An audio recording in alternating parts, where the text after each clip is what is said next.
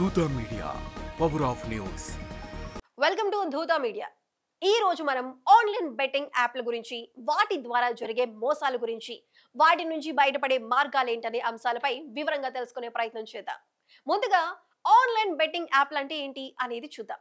Internet ద్వారా వివిధ రకాల స్పోర్ట్స్ పైన బెట్టింగ్స్ వేసి ఆడే వాటిని ఆన్లైన్ బెట్టింగ్ అంటారు. ఇవి ప్రధానంగా కొన్ని రకాల ఈవెంట్స్, గేమ్స్ రూపంలో ఉంటాయి. ఉదాహరణకు ఇండియా పాకిస్తాన్ మధ్య క్రికెట్ మ్యాచ్ జరుగుతోంది అనుకోండి.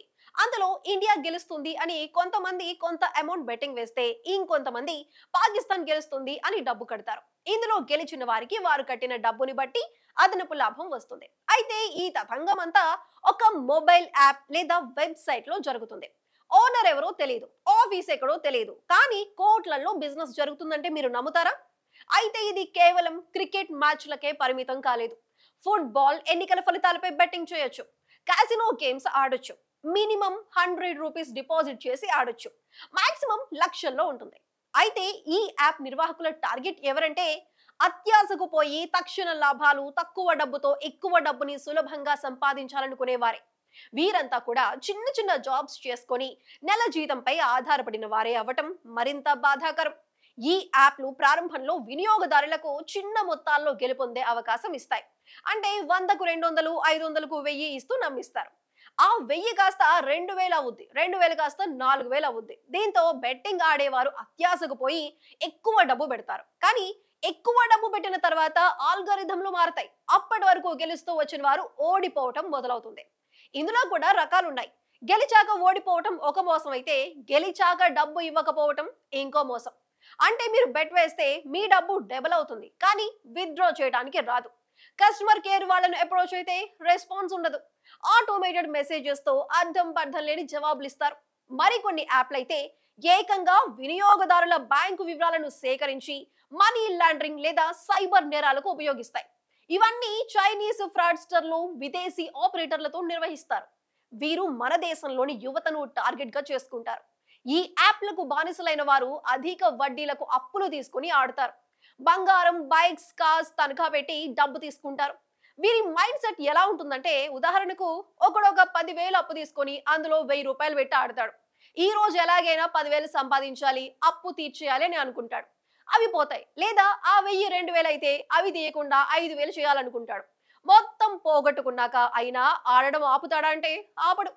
అప్పుడు వాడి బ్రెయిన్ ఎలా ఆలోచిస్తుందంటే, 1000 పడితే 5,000 వరకు గెలిచాను, కానీ నేనే తీసుకోలేదు, అంటే ఈ యాప్ లో డబ్బులు వస్తాయి కాబట్టి మళ్ళీ ఆడదామని మొత్తం పెడతాడు. ఈసారి మొత్తం పోతాయి. ఇలా అప్పులు చేసి ఆడటం, ఆ అప్పులు తీర్చడానికి మళ్ళీ అప్పులు చేసి మళ్ళీ మళ్ళీ ఆడటం వల్ల డబ్బులు పోగొట్టుకొని డిప్రెషన్ లోకి వేలాది మంది వెళ్ళిపోతున్నారు. ఎవరికి చెప్పుకోలేక, అప్పులు తీర్చలేక నరకం అనుభవిస్తున్నారు. తట్టుకోలేని వారు తనువు చాలిస్తున్నారు. ఈ విషయంలో చాలా ఉదాహరణలు ఉన్నాయి. హైదరాబాద్ లో ఒక 22 ఏళ్ల ఇంజనీరింగ్ విద్యార్థి ఐపీఎల్ బెట్టింగ్ లో 7.5 లక్షలు పోగొట్టుకున్నాడు. దీంతో అతను తీవ్ర ఒత్తిడికి గురయ్యాడు. తెలంగాణలో 2023లో ఒక కుటుంబం 30 లక్షల రుణం తీర్చలేక ఆత్మహత్య చేసుకుంది. ఈ ఆర్థిక నష్టాలు, సామాజిక అవమానం, కుటుంబ ఒత్తిడి, మానసిక ఆందోళన వంటివి బాధితులను ఆత్మహత్య వైపు నడిపిస్తున్నాయి. కాబట్టి ఇప్పటికైనా ఆలోచించండి, జాగ్రత్త పడండి. అయితే ఇలా బెట్టింగ్ యాప్ల బానిసత్వం నుంచి బయటపడటానికి కొన్ని మార్గాలు ఉన్నాయి. అవేంటంటే, ఈ యాప్లకు దూరంగా ఉండాలి. కష్టపడినదే ఒక్క రూపాయి కూడా రాదు. అలా వచ్చింది మనది కాదు, మంచిది కాదనే నిజాన్ని మీరు తెలుసుకోవాలి. ఈ విధంగా మీ బ్రెయిన్ ని మీరు ట్యూన్ చేసుకోవాలి. మానసిక డాక్టర్స్ ను సంప్రదించండి, వాళ్ళు చెప్పే సలహాలు పాటించండి. అలాగే కుటుంబ సభ్యులతో ఓపెన్ గా మాట్లాడండి. ఇలాంటి సందర్భాల్లో ఎవరైనా మీకు నిస్వార్థంగా సహాయం చేయగలరు అంటే అది కుటుంబ సభ్యులు మాత్రమే. యాప్లను అన్ఇన్స్టాల్ చేయండి. సోషల్ మీడియా ప్రమోషన్లను బ్లాక్ చేయండి.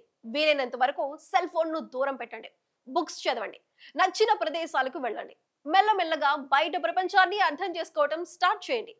అన్నీ అవే సర్దుకుంటాయి. అయితే ఈ యాప్ యజమానులు ఎవరనేది ఎవరికీ తెలియదు. చాలా బెట్టింగ్ యాప్లు Curacao, Cyprus, Malta, China, Dubai వంటి విదేశీ దేశాల నుంచి ఆపరేట్ చేస్తారు. ఉదాహరణకు మహాదేవ్ బెట్టింగ్ యాప్ ను సౌరభ్ చంద్రకర్, రవి ఉప్పల్ అనే వ్యక్తులు యుఏఈ, పాకిస్తాన్, శ్రీలంక నుంచి నడిపారు. ఈ యాప్ లో భారతీయ చట్టాలను ఉల్లంఘించి ట్యాక్స్ లొసుగులను ఉపయోగించుకుంటాయి. సోషల్ మీడియాలో భారతీయ నగరాలను చూపించినప్పటికీ వాటి సర్వర్లు విదేశాల్లో ఉంటాయి. దీనివల్ల ట్రాకింగ్ కష్టమవుతుంది. దేశంలో ఎన్ని బెట్టింగ్ యాప్లు ఉన్నాయనే దానికి ఖచ్చితమైన సంఖ్య చెప్పడం కష్టమైనప్పటికీ 2023 నివేదికల ప్రకారం దాదాపు 30 ప్రధాన బెట్టింగ్ యాప్లు భారతదేశంలో యాక్టివ్ గా ఉన్నాయి. అయితే చిన్న చిన్న యాప్లు మిర్రర్ వెబ్సైట్లతో కలిపి వందల సంఖ్యలో ఉండొచ్చు. 2023లో 138 చైనా సంబంధిత యాప్లను భారత ప్రభుత్వం నిషేధించింది. కానీ కొత్త యాప్లు నిరంతరం పుడుతూనే ఉన్నాయి. ప్రభుత్వానికి ఇవి తెలియకుండా జరుగుతున్నాయా అంటే లేదు. ప్రభుత్వానికి ఈ యాప్ల గురించి తెలుసు. ఎన్ఫోర్స్మెంట్ డైరెక్టరేట్ మహాదేవ్ యాప్ కేసులో 2400 కోట్ల ఆస్తులను సీజ్ చేసింది. తెలంగాణలో 2017 నుంచి బెట్టింగ్ యాప్లపై నిషేధం ఉంది. 2023లో జిఎస్టీ కౌన్సిల్ విదేశీ బెట్టింగ్ కంపెనీలను రిజిస్టర్ చేయాలని ఆదేశించింది. అయినప్పటికీ ఈ యాప్లు విదేశీ సర్వర్లలో నడవటం, క్రిప్టో కరెన్సీ లావాదేవీలు, యూపీఐ దుర్వినియోగం వల్ల ట్రాకింగ్ కష్టమవుతోంది. ప్రభుత్వం ఎందుకు చర్యలు తీసుకోవటం లేదనేది కొంతమంది వాదన. అయితే ప్రభుత్వం చర్యలు తీసుకుంటోంది, కానీ అవి సరిపోవటం లేదు. 2021 ఐటీ రూల్స్ ప్రకారం చట్ట విరుద్ధ బెట్టింగ్ బ్యాన్ చేశారు. కానీ నైపుణ్యం, అదృష్టం మధ్య అస్పష్టత వల్ల నియంత్రణ కష్టమవుతోంది. ఈడీ, సైబర్ క్రైమ్ విభాగాలు కేసులు నమోదు చేస్తున్నాయి, కానీ విదేశీ ఆపరేటర్లను అరెస్ట్ చేయడం సవాల్గా మారింది. 2025లో దేశవ్యాప్తంగా ఈ బెట్టింగ్ యాప్స్ ను నియంత్రించాలని సుప్రీంకోర్టులో ఒక పిటిషన్ దాఖలైంది.